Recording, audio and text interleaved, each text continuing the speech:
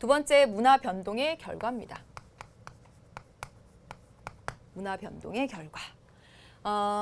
보시면 발명, 발견. 이게 문화 변동의 내부적 요인이죠. 내부적 요인입니다.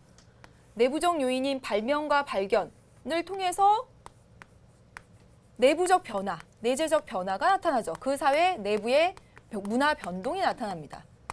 한번 얘기를 해볼까요? 예를 들어서 해볼게요. 우리 사회에서 한글을 창제했어요. 그랬더니 우리나라 내부에 생활이 변화하죠. 문화가 변화합니다. 어떻게 해요?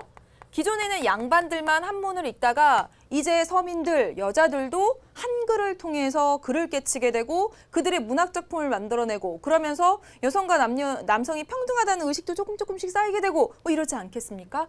보세요. 한글을 창제하는 이런 발명을 통해서 생활, 문화에 변화를 가져오게 됩니다. 여성 작가도 탄생하게 되고요. 마찬가지로 또 해보면 증기기관을 발명하게 돼요. 어디서? 영국에서. 그러면 영국 사회의 생활, 문화의 변화를 가져오죠. 이처럼 발명이나 발견을 통해서 그 사회 내부의 변동을 가져옵니다. 이게 바로 내재적 변동이죠. 마찬가지로 여러분, 전파를 통해서는 다른 사회에서 문화가 이렇게 건너오는 건너오는 전파를 통해서는 외재적 변동이 나타나죠. 외재적 변동이 나타납니다. 외부에서 그 요인이 들어왔다라고 해서 외재적 변동이라고 하고요. 이 외재적 변동을 특별히 뭐라고 부른다고 했죠? 문화 접변이라고 부릅니다. 문화 접변을 그림으로 한번 표현을 해볼게요. 여기 보시면 이게 A 문화가 있고요. 그리고 여기 B 문화가 있습니다. A 문화는 네모난 문화고요. 여기는 세모난 문화예요. 이 두 개의 문화가 장기간 이렇게 전면적으로 이렇게 접촉하면서 변화하는 것. 이것을 문화 접변이라고 부르고 외재적 변동이라고 말을 하기도 하는데 문화 접변이라는 용어를 많이 씁니다. 문화 접변. 네, 여기까지 됐습니까, 여러분? 발명, 발견으로 내재적 변동이 일어나고 전파로 외재적 변동이 일어난다. 새로운 문화 요소가 들어옴으로써 그 새로운 것이 들어옴으로써 문화 변동이 나타난다. 그런데요, 이 외재적 변동은 또 이렇게 또 나눌 수가 있습니다. 잘 보세요, 카테고리를. 이 외재적 변동 속도에 따라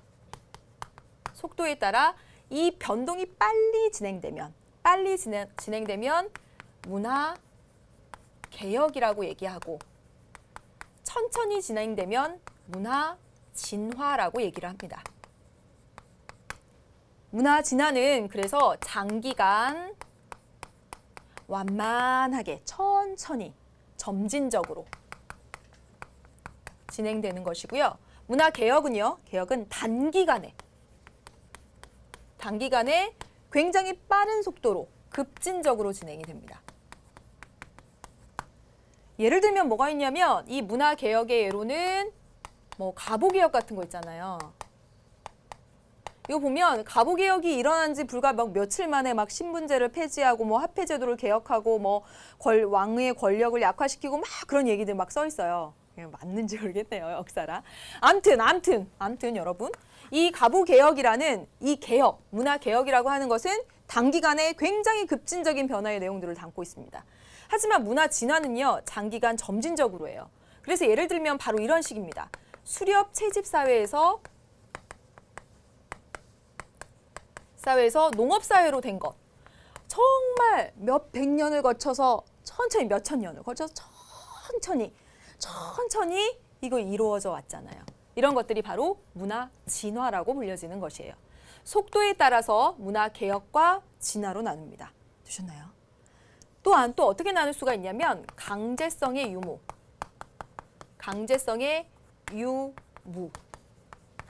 그래서 문화 변동이 될 때, 외재적 문화 변동이 될 때 이것이 강제성을 담고 있으면 강제적 문화 접변이라고 합니다. 강제적 문화 접변.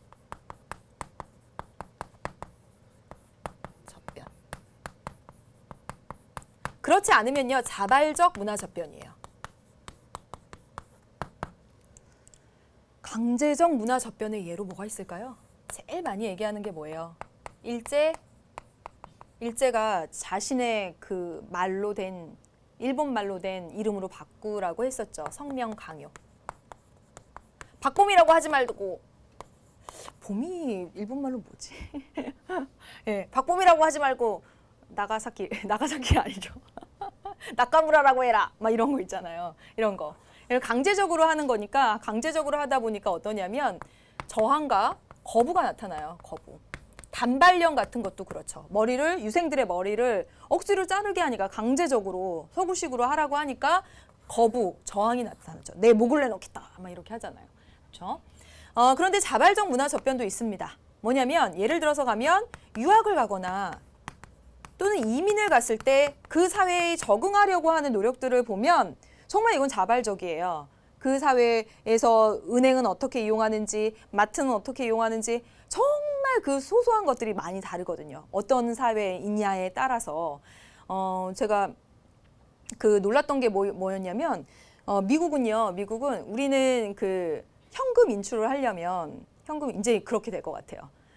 현금 인출을 하려면 내려가지고 이렇게 캐시기를 찾아서 이렇게 인출을 해야 되잖아요. 그런데 미국은 현금 인출기들이 쭉 있고 그 앞에 자동차들을 바로 세워서 그 현금 인출을 딱 할 수 있게 이렇게 되어 있더라고요. 그래서 그런 것들도 자동차 그리고 넓은 땅덩어리 뭐 그런 자동차가 일반적으로 한 대씩 있고 그리고 넓은 땅덩어리 뭐 그런 그 사회 문화적 배경에 맞춰서 그렇게 현금을 찾는 시스템이 또 되어 있구나. 다르구나. 막 이런 것들을 느꼈어요.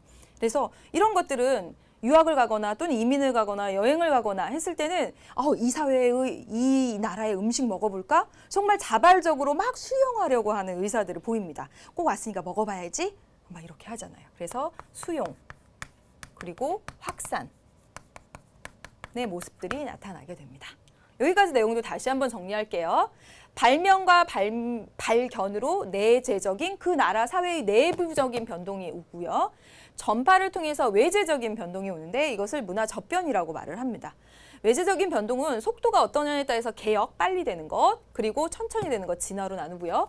강제성이 있으면 강제적 문화 접변이라고 하고 없으면 자발적 문화 접변이라고 합니다.